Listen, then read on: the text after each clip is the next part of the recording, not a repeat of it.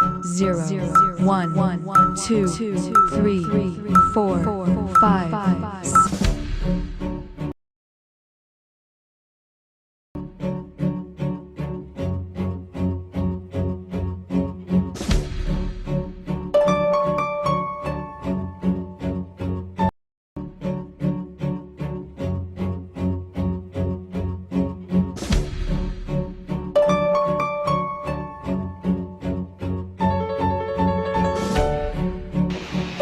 Magandang umaga mga bata.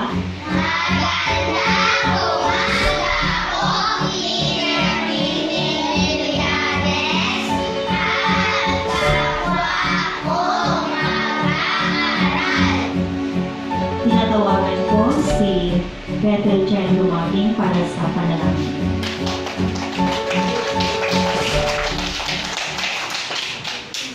The Father, the Son, the Holy Spirit. Amen. Dear Lord, I offer you this day all my thoughts, words, and action for thy honor and glory. Help us, dear Lord, to be good boys and girls today. Help us, dear Lord, to understand our lessons well. Guide us to do right in every way. Bless our parents, teachers, superiors, and all the pupils in our school. Thank you for all the good things that you gave us every day. Amen. In the Father, the Son, the Holy Spirit. Amen. Maraming salamat mga bata. Maaari na kayong maupo. Nagdadalaga na. Nagdadalaga na. Narito tayo ngayon dahil magkakaroon tayo ng debate. Na tatalakayin natin sa ating aralin sa mother tongue na ang layunin ay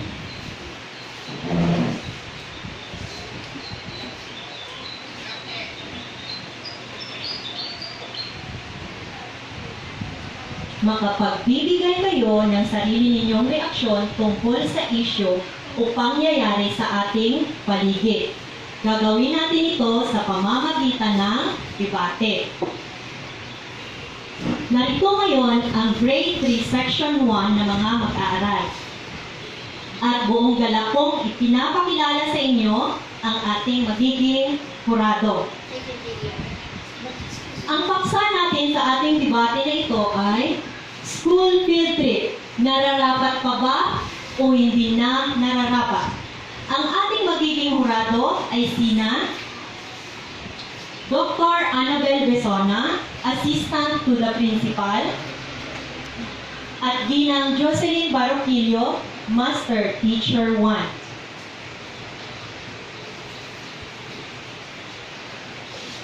Bago tayo magsisimula, ay buong galak kong ipapakilala sa inyo ang ating moderator o tagapangasiwa sa debating ito, na si Glecia Meril A. Abuacan. Siya ang magsasabi ng gawain ng bawat isa. Siya din ang magiging time keeper. Glecia? Magandang umaga po sa lahat. Sa kapwa kong mag-aaral, mga panauhin at napakagaling na hurado, ang pagdidibatihan sa araw na ito ay school field trip. Nararapat pa ba o hindi na nararapat? Ikinagagala ko po ipinakilala sa inyo ang pangkat na nasa panig ng nararapat. Angela and Magan. Bethel Jen C. Gubali. Satera Eliza L. Amora. Jordan Sean James Lewis. Narito naman ang pangkat sa panig ng hindi nararapat. Juliana Saris Hara. Catherine Joy S. Negas.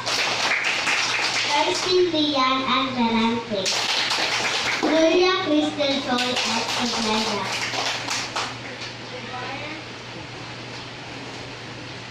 Narito ang panutulan para sa debate. Ang bawat kasapi ng bawat panig panig ay mayroong 1 minuto para sabihin ang kanyang kaisipan. Mauuna pong pagsasalita ang panig ng nararapat, pagkatapos ay ang hindi nararapat. Pagkatapos ng bawat panig ay nakapagsalita, bibigyan sila ng 1 minuto para pag-usapan ang kanilang mga katanungan sa libatan. Ang unang pagtatanong sa libatan ay ang panig ng nararapat at ang huli ay ang panig ng hindi nararapat. Ngayon, magsisimula na ang ating debate.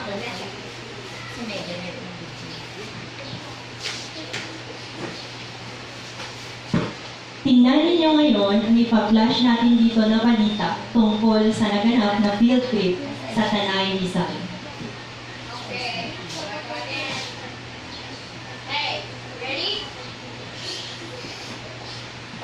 Apat ang patay at nasa 20 pa ang sugatan nang sumalpog sa poste ang isang tourist bus na may sakay ng mga estudyanteng nasa magpipirtin sa Tanay Rizal.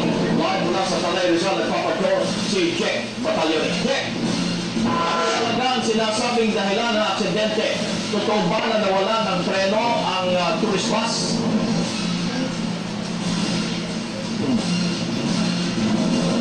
Kawayan, yun nga ang lumalabas sa inisyal na investigasyon. Nawalan daw ng preno itong driver ng bus kaya siya nawalan ng kontrol sa kanyang sakyan at sumalpok na dito sa poste. Pero kaya hindi lang yan yung tinitingnan ng pattern. Tinitingnan ka kasi kung mapapansin mo, dito sa ating kinatatayuan, daw yung nito at ito ay pabulusok. So kabayan, kung nawalan ng preno, ito daw driver, ito yung base na din sa investigation, pabulusok ito, nawalan ng preno, talagang mabilis ito kaya ito sumalpok dito sa poste dito. Ngayon kabayan, ang sinasabi nila na kaya daw ito sumalpok dito, maaaring sinadya na rin daw ng driver. Kasi itong bahay ito, makita nyo may lupa kabayan. Ngayon kung ito daw ay idinaretso pa ng driver, mas malaking aksidente ito kabayan dahil pwedeng magdare-diretso yung bus at mahulog sa bangin. Namuna ng cellphone video ng isa sa mga taga-barangay Sampaloc, Tanay Rizal ang aksidenteng nangyari kaninang alas 8 ng umaga. Puno ang bus ng estudyante ng Wesleyan College of the Philippines na nasa field trip at papunta sana sa isang camping site sa Tanay. Makikita ang mga estudyanteng duguan at nakahandusay sa kalye. May mga hindi na makakilos. Ang iba naman, nakakausap pa. Saan ba tayo gawin? Sa ano ba? Polices? Saan tayo gawin ka? Ayon sa kumuha ng video na si Alfie, nakita niyang mabilis ang takbo ng bus bago sumalpok sa poste. Magulong may naganap na aksidente sir na nakita namin doon sa taas pa, yung may nasagasaan ng barrier. May sumalpok na malakas na ano dito sir, kaya takbuhan namin sobrang bilis sir eh. Mabilis talaga na parang wala na talagang prima sir. Sa lakas ng pagkakasalpok, total wreck ang bus at natanggal pa ang bubong. Ang mga gamit ng mga pasahero ng bus nagkalat sa kalye. Kasama sa mga namatay ang driver ng bus na si Julian Lacorda. Tinatayang hindi bababa sa 20 sugatan, pero hindi pa alam ng Tanay PNP kung ilan ang sakay ng bus dahil wala sa kanila ang passenger manifest. Nawalan daw alinsilangan ng kontrol. Tapos yun, lumangga siya dito sa poste ng Garalgo, sa sarap sa kailangan natin ng soko para at least ma-determine kung talagang gaano kabilis. Ayon sa opisyal ng Municipal Disaster Risk Reduction Office ng Tanay, maaaring ang kawad ng kuryente ang sumabit sa bubong ng bus, kaya natanggal ito. Nung natanggal yung poste, yung mga kadri ng poste, yun yung kumayod dun sa taas. Kaya ganyan yung itsura. Kaya natanggal yung bubong. Pero naspat ang 10 pasahero, 4 naman ang namatay sa pagabutan. Ayon sa mga residente, lubhang peligroso ang lugar at ilang aksidente na rin ang naitala dito. Nagmadala ng konti. Magnetic yan. Yung hinihigot mo sa akin na magnet.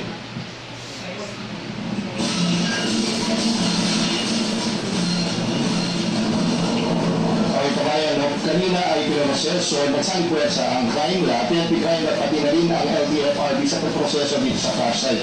Kasi ang crime lab, sila yung bahala kabayan dito sa crash site mismo. Pinangyarihan ng aksidente. Ngayon, ang LTFRB, sila ang bahala sa mechanical at technical aspect. Sila magsasabi kung talaga bang nawalan ng preno itong bus. Pero kanina sa panayang tayo sa Panda Tours, sinabi kabayan na 12 years na bumiyahe ang bus na ito, 2005 pa ito unang nairehistro.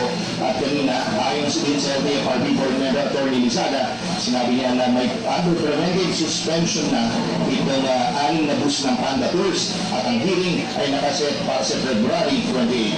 Kabayan. So, ilang taon? 12. 12 taon sa Pilipinas. Pero karamihan mga bus natin ay imported na lupa na. Kaya nangyayari check.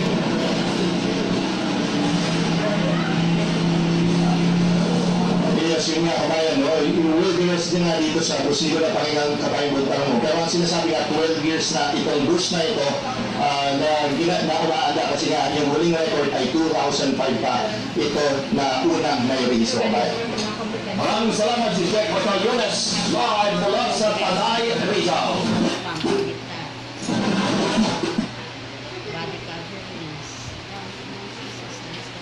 Pakinggan po natin ang panig ng nararapat para sa kanilang reaksyon at opinion. Speaker 1. Ang field trip ay isang pribilehiyo sa ating mga mag-aaral na matuto di lamang sa loob ng classroom, kundi sa labas kung saan makikita at mararanasan natin ang mga bagay na nakikita lamang sa aklat. Ang field trip ay nagbibigay ng oportunidad sa atin na bigyan ligaya kahit konti lamang mula sa tambak na mga assignment, exam at recitation na pinapagawa sa atin sa loob ng silid-aralan. Sa field trip ay nagkakaroon ng social interaction sa mga kaklase at interesting yung learning dahil natutuwa sila. Ang field trip ay isang paraan upang lumawak ang ating kalaman mula sa natutunan natin sa loob ng silid-aralan. Pakinggan po natin ang panig ng hindi nararapat para sa kanilang reaksyon at opinion. Speaker. Hindi lang naman field trip ang paraan para matuto tayo sa mga bagay na wala sa loob ng silid-aralan. Makikita na naman lahat ngayon sa internet. Ang field trip ay malaki ang gastos at nahihirapan ang mga magulang dahil minsan compulsory ang pagsama. Kapag hindi ka sasama, mababa ang magiging grade. Delikado din ang pagsasama sa field trip dahil hindi mahigpit ang pagsasagawa ng plano ng mga namamahala dito kaya nagkakaroon ng aksidente. Dapat nang itigil ang field trip dahil mapanganib ito sapagkat kadalasan kaunti lamang ang guro at napakaraming bata ang kasama, di mabantayan ng mabuti ang lahat ng mga bata. Pakinggan naman po natin ngayon ang katanungan ng panig ng nararapat at ang mga kasagutan ng kabilang panig.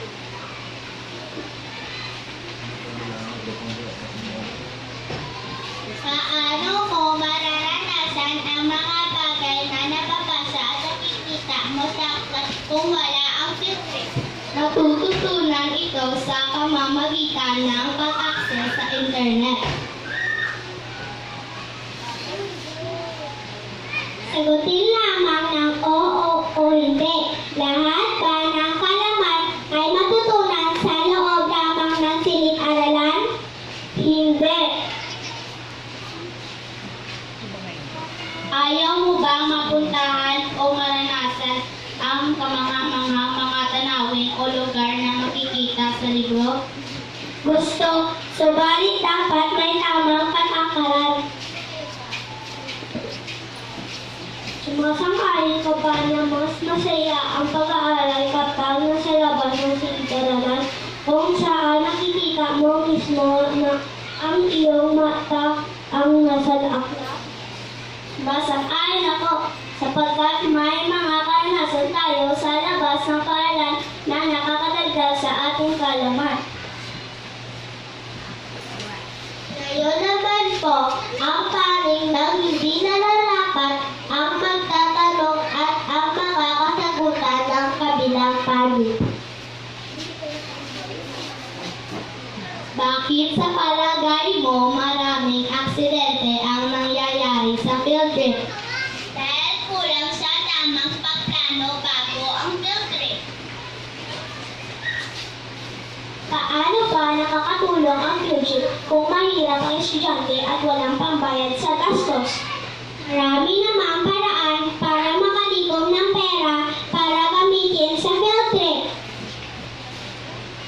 Sa tingin mo ba maraming matututunan sa field trip o isang paraan na ito ng lakwatsa? Ang field trip ay hindi lakwatsa sapagkat ito ay isang paraan ng pagkikipag-ugnay ng mga estudyante at sa guro. Ano sa palagay mo ang dahilan balat may mga field trip na hindi pinahintulutan ng DepEd? Hindi ito napahintulutan sapagkat may kakulangan sa pagplano. Para sa panghuling pananalita, mauunang magsasalita ang panig ng nararapat. Mahalaga pa rin ang field trip sa mga bata tulad ng pagbisita sa mga makasaysayang lugar at mga museo dahil hindi lahat matutunan sa sisilid. Sa halip na total ban o tanggalin, kailangan na mas maigit na seguridad tuwing may field trip ang mga estudyante. Kailangan lamang ng klarong patakaran sa tuwing magsasagawa ng ganitong activities o field trip. Sa mga magulang na nangangamba para sa kaligtasan ng kanilang mga anak at pwede naman na hindi kasamahin dahil naman po compulsory ang field trip. Pakinggan naman muli ang panig ng hindi nararapat para sa kanilang panghuling pananalita. Nararapat nang itigil ang field trip at iba pang out-of-school activities para masiguro ang safety ng mga estudyante. Kapag wala ng field trip, mapapanatag na ang kalooban ng mga magulang at wala na rin gastos. Kapag na-total ban na o itinigil na ang field trip, mababawasan ang aksidente o trahedya na kinakasakutan ng mga estudyante. Kapag itinigil na ang field trip, nakakaisip at nakagawa ang mga guro ng mas mainam na socialization katulad na lamang ng mga team building activities sa school. Narinig po ninyo ang kaisipan at mga sinabi ng bawat panig. Nasa inyo po ang masusing pagpapasya kung sino sa dalawang panig ang mas may mabigat o matimbang na diskusyon. Atin pong bigyan ng halaga ang bawat panig pahayag na 9, magkabilang panig. Ang pagbibigay ng sariling reaksyon sa isang isyu at pangyayari ay humahasa sa iyong kakayahan na ipahayag at maipaabot ang iyong nasa isipan. Ang debateng ito ay naging daan upang makapagpahayag ng isang reaksyon at marami kayong matutunan sa pangyayari. Maraming salamat sa lahat ng mga batang aktibo lumahok sa debate at higit sa lahat ang taos-pusong pasasalamat sa magagaling naming hurado ay naging saksi sa oras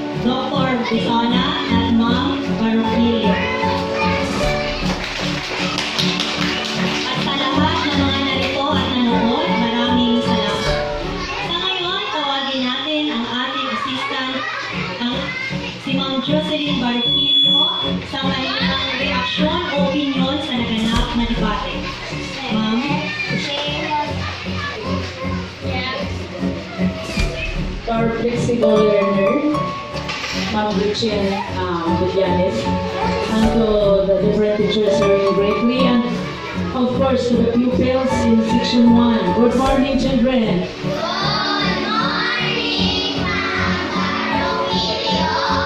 Okay, so thank you. Napakaganda na inyong ipinakita na debate tungkol sa field trip. Yung naririnig natin ang nararapat at saka yung di nararapat na sa katuparan itong field trip sa bawat school. Sa akin, ang masasabi ko sa di nararapat na kailangan ng field trip sa isang paaralan o yung may puntahan kayo, yung mga bata, involve ang mga bata na magpunta sa iba't ibang lugar para lang matuto kung anong dapat matutunan sa isang lugar. Pwede naman sa tama yung sa di nararapat na magpunta ng field trip kasi pwede naman sila na search lang sa internet, mag-gather, tapos yung iba makikita rin namin. Pwede naman tayo dito lang sa paaralan na mag-conduct ng ating gagawin. Hindi na kailangan kasi pumunta pa tayo sa mga malalayong lugar kasi hindi natin alam ang surtinis ng isang lugar. Hindi natin alam katulad ng pangyayari na naganap sa Tagaytay, sa Tanay Rizal, sa Tanay Rizal yun. Yung mga bata na, yung mga estudyante na pumunta, pa yun sila na sakripisyo pa yun sila para magkaroon yung mga parents naghanap pa ng paraan para makasali ang mga anak nila para sa gastusin sa field trip. Yung iba naghanap kung saan nangutang para lang magkaroon makasama sa field trip. So hindi na kailangan na ang field trip daos pa sa malayong lugar. Pwede naman tayo dito lang sa school, sa malapit na lugar sa ating pamayanan. So, mga bata, para sa akin, hindi kailangan na magpunta sa malalayong lugar para lang doon lang may matutunan. Samantalang pwede naman natin na dito lang matutunan yung mga bagay, maghahanap kayo, mag-research para sa isang gawain or halimbawa sa mga makasaysayang buo sa mga lugar na katulad ng dito sa atin, katulad ng yung mga lugar natin dito na dapat puntahan natin sa unahin muna natin ang ating lugar bago sa ibang bayan. So yun, so hindi na kailangan na pumunta pa kayo doon para lang ang iba dyan hindi naman talaga field trip ang pinupunta, magpasya lang. So yun ang para sa akin na magastos pa tayo, so hindi na kailangan na pwede naman natin matutunan dito lang sa ating lugar o sa ating paaralan. Okay, good morning to each and everyone.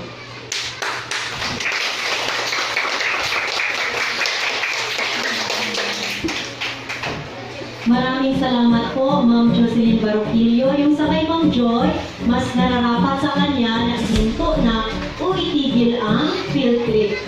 Ngayon naman, pakinggan natin ang reaksyon o opinyon ng ating Assistant to the Principal, Dr. Annabel Rizal.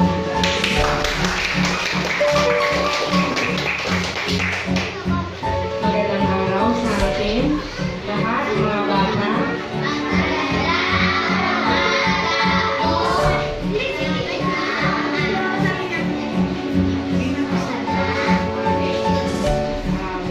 Masaya ako kasi daos ninyo ng maayos at mabuti ang inyong pinakitang debate.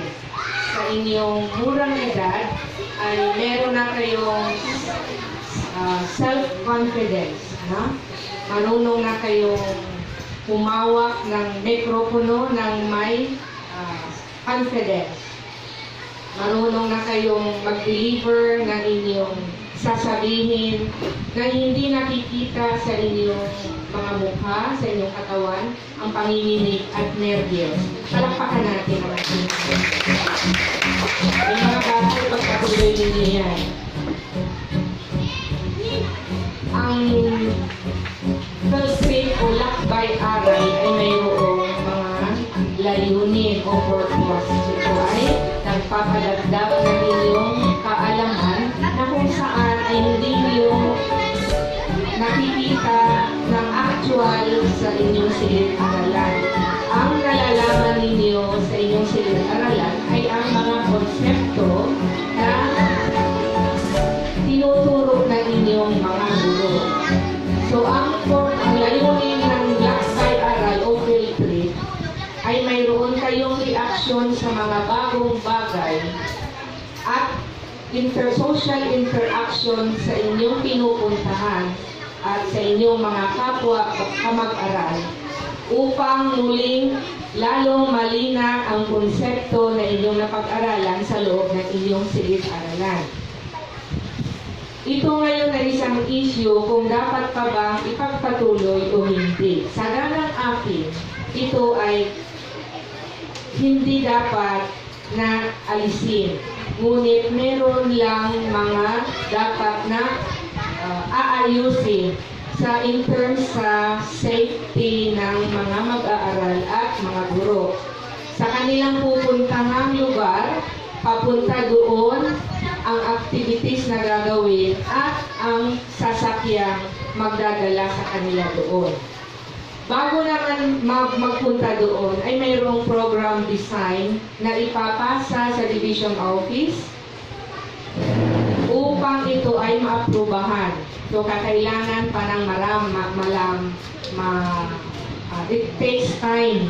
Hindi na pagkat magsabi ng teacher na bukas, sa sunod na linggo, aalis na. So, kailangan merong safety measures at saka masusing pagpaplano. Hindi basta-basta na lang na diretso pupunta ka agad. Kaya ito ngayon ang dapat na isaalang-alang ng mga guro na nagpaplano ng field trip. So, kung kailangan, dapat mayroong pahintulot ng ating sports division superintendent kasi tinitingnan ang safety at layunin ng pagpunta sa ating field trip. Ang field trip naman depende naman sa layunin o tema ng inyong subject. Halimbawa naman sa science, meron naman dito tayo sa ating pamayanan na malapit lamang. Example ay ang ating Baras Sanctuary. Ano ang nandoon sa Baras Sanctuary? Mga iba't ibang hayop. So sa science ninyo, marami kayong mga konsepto na matutunan kung kayo ay pupunta doon. Meron din tayong munting musileo sa Department of Local Government. Yan ay hindi naman delikado na doon ay pupuntahan kasi malapit lang at dito lang sa ating pamayanan. At saka ang ating mga magulang ay pwede namang sumama sa inyo. Meron kayong mga sasakyan, so doon kayo sasakay. Kaya hindi naman kailangan na talagang totally na alisin. Meron lang talagang dapat na ayusin sa pagpaplano at depende sa program design na ipapasa ng mga gurong nagpaplano. So sa kabuuan, ako ay nagagalak sa inyo mga bata kahit na kayo ay grade 3 pa lang, meron na kayong na-establish sa inyong kaisipan na mga konsepto kung paano mag-deliver at mag-deliver ng isang debate. Palakpakan din natin ang inyong guro na kayo ay naturuan for the first time na ganitong activity. Pagpatuloy dito. Once again, God bless us all and good morning.